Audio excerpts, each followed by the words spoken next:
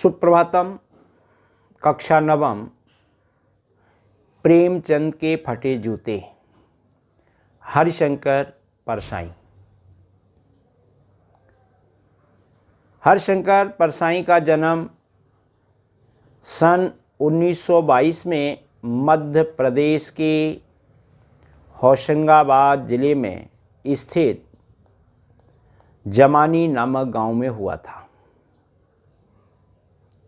उन्होंने आरंभिक शिक्षा गांव में ही प्राप्त की थी।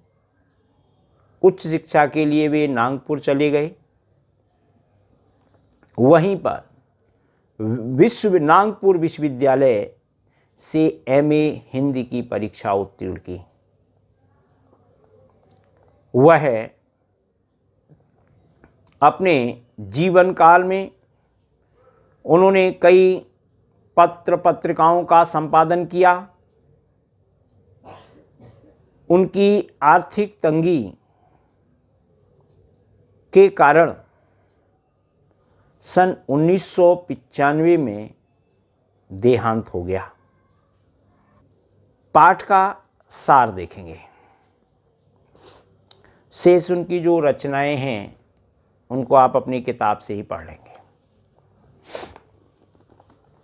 रचनाओं के विषय में जैसे उन्होंने हरिशंकर प्रसाद की रचनाएं।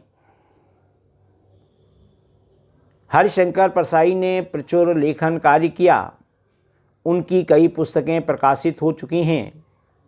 उनकी पुस्तकों में प्रमुख हैं जैसे उनके दिन फिरे, भूत के पांव पीछे, सदाचार की तावीज़, बेईमानी की परत, पगडंडियों का जमाना, शिकायत मुझे भी है और अंत में तिरछी रेखाएं, ठिठुरता हुआ गणतंत्र, विकलांग, श्रद्धा का दौर, तब की तब और थी, हंसते हैं रोते हैं, रानी नागफनी की कहानी, तट की खोज, वैष्णव की फिसलन आदि परसाई जी की रचनाएं 6 भाग में प्रकाशित हुई हैं। पाठ का सार देखेंगे। प्रेमचंद के फटे जूते। प्रेमचंद के फटे जूते एक व्यंग निबंध है। इसमें प्रेमचंद के फटे जूते को लक्ष्य करके लेखक की दुर्दशा का वर्णन किया गया है। यहाँ जो प्रेमचंद के फटे जूते हैं उनको एक व्यक्ति समाज की कुरीतियों पर ठोकरें मारता है। यानी समाज उसे बदले में क्या देता है, इसका वर्णन मार्मिक बन पड़ा है। लेखक के सामने प्रेमचंद और उसकी पत्नी एक दिन एक चित्र खिंचवाने के लिए आते हैं।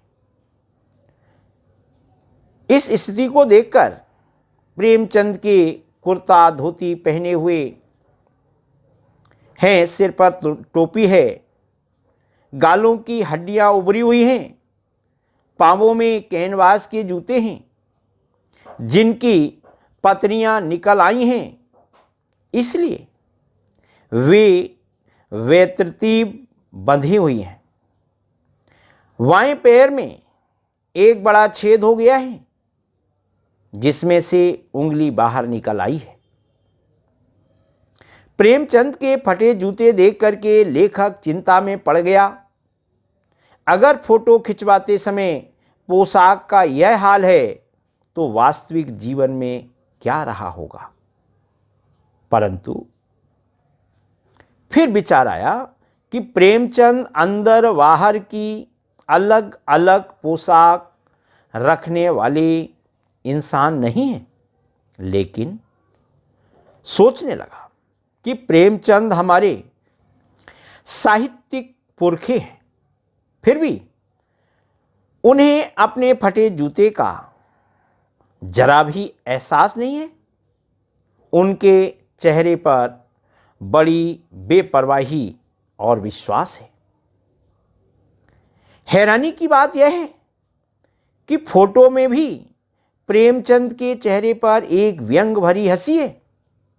लेखक सोचता है, प्रेमचंद ने फटे जूते में फोटो खिंचाने से मना क्यों ना कर दिया। फिर लगा कि शायद पत्नी का आग्रह रहा होगा। लेखक प्रेमचंद के दुख को देख करके रोना चाहता है, किंतु प्रेमचंद की आंखों का दर्द उसे रोक देता है। लेखक सोचता है कि लोग फोटो खिंचवाने के लिए कपड़े, जूते, क्या बीवी तक मांग लेते हैं। फिर प्रेमचंद ने ऐसा क्यों नहीं किया। आजकल तो लोग इत्र लगा करके फोटो खिंचवाते हैं ताकि फोटो में भी सुगंध आए। गंदे आदमियों की फोटो भी खुशबूदार होती है। लेखक को प्रेमचंद का फटा जूता देख करके बड़ी ग्लानि होती है।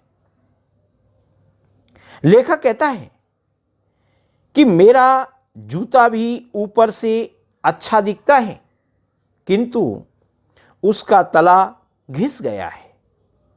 मैं ऊपरी पर्दे का ध्यान रखता हूं, इसलिए उंगली को बाहर नहीं निकलने देता। मैं फटा हुआ जूता पहनकर फोटो तो कभी खिंचवाता ही नहीं। लेखक सोचता है कि प्रेमचंद की व्यंग भरी मुस्कान का रहस्य आखिर क्या है। क्या कोई हादसा हो गया है?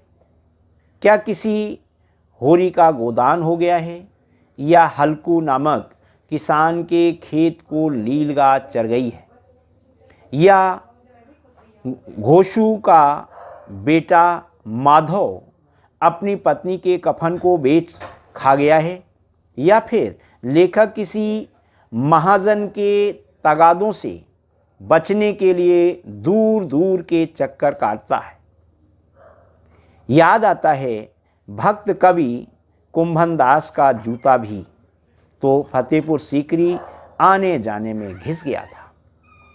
लेखक को बोध होता है कि प्रेमचंद जीवन भर किसी कठोर चीज को ठोंक कर मारते रहे हैं। वे रास्ते में खड़े टीले से बचकर निकलने की बजाय उस पर जूते से ठोकरें मारते रहे हैं। वे समझौता नहीं कर सके। जैसे गोदान का होरी नेम धर्म को नहीं छोड़ सका, जैसे ही प्रेमचंद जी नेम धर्म को नहीं छोड़ सके, नेम धर्म उनके लिए मुक्ति का साधन था। प्रेमचंद के पांव की उंगली मानो उसी घृणित जगह पर संकेत कर रही है जिस पर ठोकर मारकर उन्होंने अपने जूते फाड़े थे। वे अब भी उन लोगों पर हंस रहे हैं जो अपनी उंगली को ढकने की चिंता में तलवे घिसाए जा रहे हैं। लेखक ने कम से कम अपना पांव बचा लिया है, परंतु लोग अपने तलवे का नाश कर रहे हैं।